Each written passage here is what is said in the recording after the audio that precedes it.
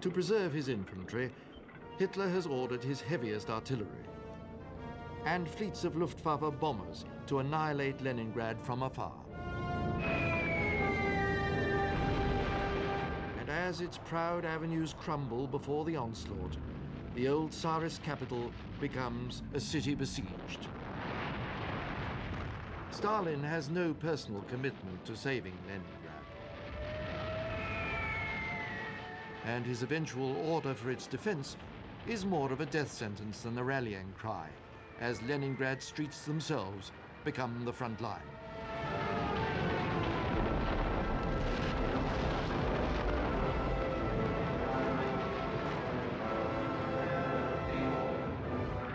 Troops are everywhere, fighting an endless succession of fires, desperate to plug gaps in shattered perimeters. And a downpour of incendiaries forces civilians to behave like soldiers, their homes a battlefield, their lives hanging on quick reflexes or simple good fortune.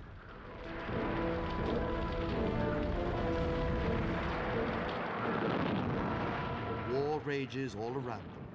Their shattered city is already hell on earth. But there is much worse to come for the millions trapped in Leningrad as hell freezes over.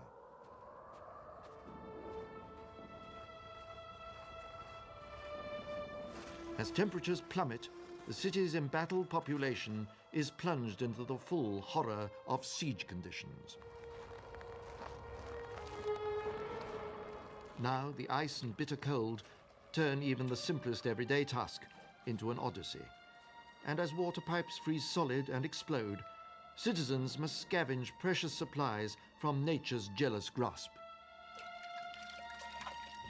Transport systems grind to a complete halt. Ice penetrates every corner of the city, chilling its very lifeblood and trapping everything in its deadly grasp. Almost no fuel is reaching Leningrad, and that means death to its citizens.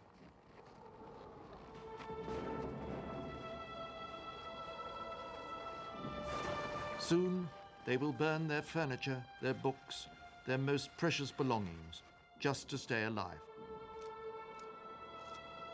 The city seems almost dead, its people shuffling shadows in a glacial twilight. Today, at Leningrad's Seraphim Cemetery, the hunger is not forgotten.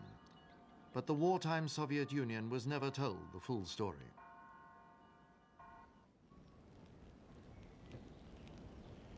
Yuri Kolosov survived the siege as a schoolboy. Now he is director of the Leningrad Siege Museum. From November to December, when the starvation really began to bite and the death rate went up by 10 or 15 times, the first proposals for mass burials were made. And these burials regularly took place in all 22 of the city's cemeteries. Archivist Nadezhda Cherepina has been studying the siege from secret documents hidden until the fall of the Soviet Union.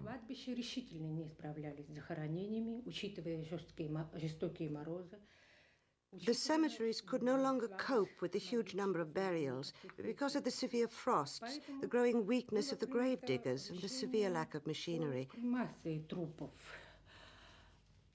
So a decision was taken to cremate the corpses.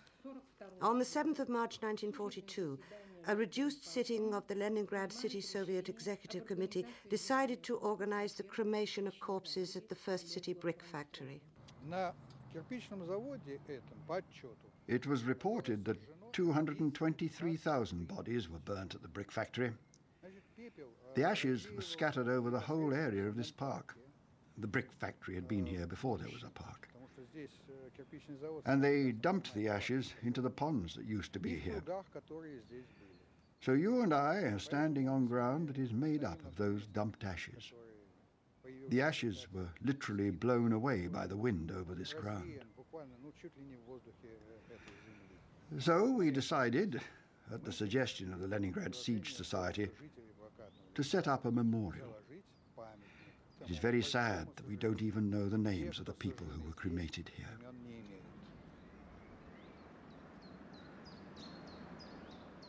And even now, Dmitry Likhachov can only guess at the final death toll in Leningrad. By August, there had been 1,200,000 officially registered deaths.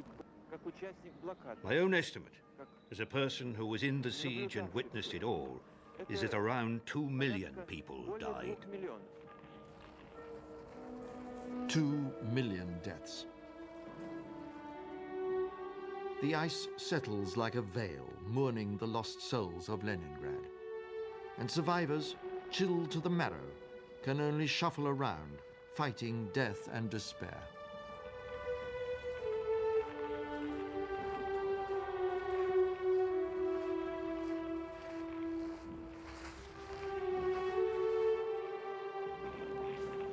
And amid tragedy on such a vast scale, a few anguished citizens plumb the very depths of human degradation.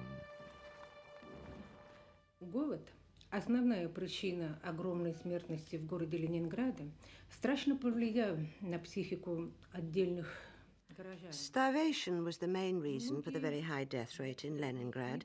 It took a dreadful toll on the minds of some citizens.